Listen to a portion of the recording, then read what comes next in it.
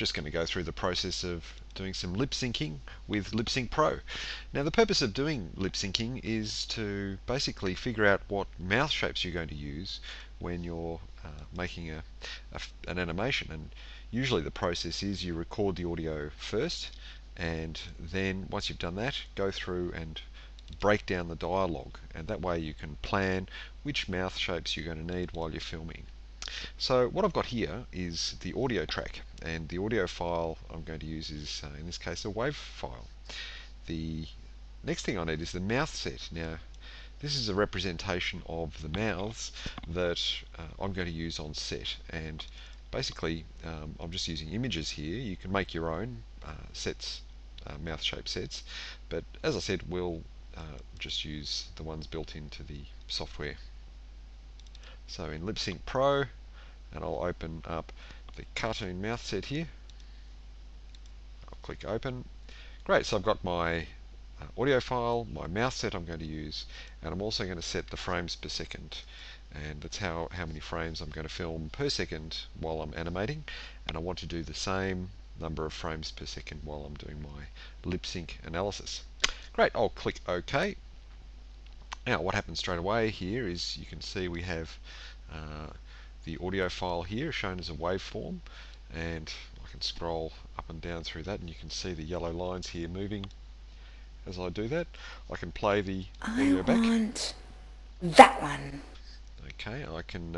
I'm using the keyboard shortcuts here to step through the frames.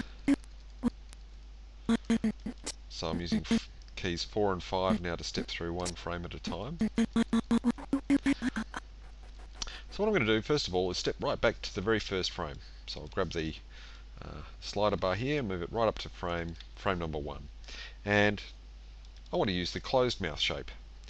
So I've got one here called closed, and I'll use that. Now I could use just the shortcut keys here too, and when you get familiar with your mouth shape set, you can just hit the corresponding key on the keyboard. And now I can step through my audio, and I can just start to hear there the mouth needs to open to make a noise. So I'll start on this frame here, and it sounds like I, so I'll start with that. Now I'm getting a w sound, so I'll choose the W, and it seems to have gone to a o, and then we're getting a n. I can scroll down a bit further, and now the mouth's closed. Okay, let's have a look and see that, how that's working now. So I'll just use my mouse to click and drag, and I'll create a loop area here. It's called a loop there in grey, and if I press the play loop button, I want. okay, so I seem to have missed the audio there.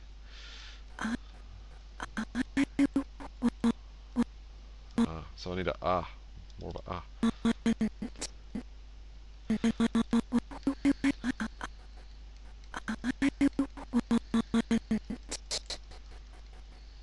Let's try that. So I'll draw that loop area again.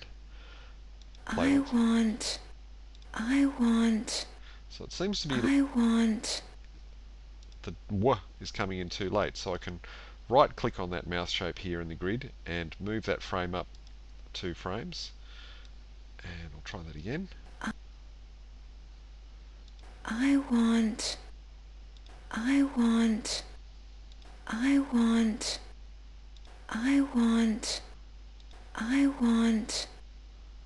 Alright, let's say I'm happy with that.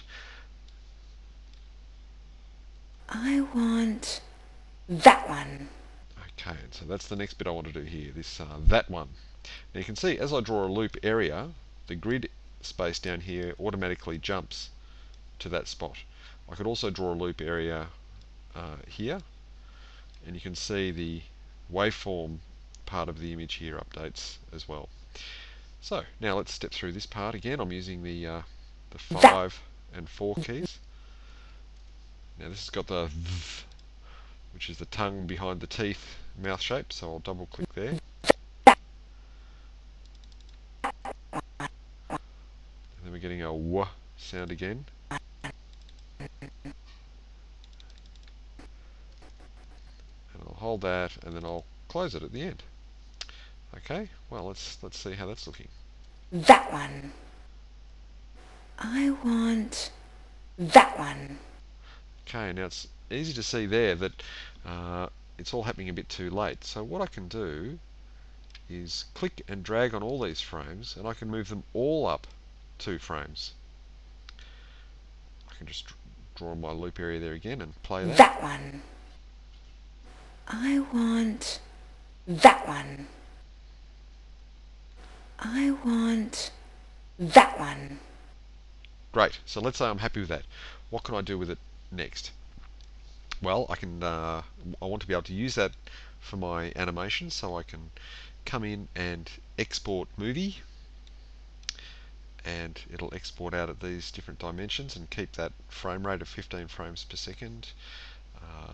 And I'll just click OK. I'll give it a name.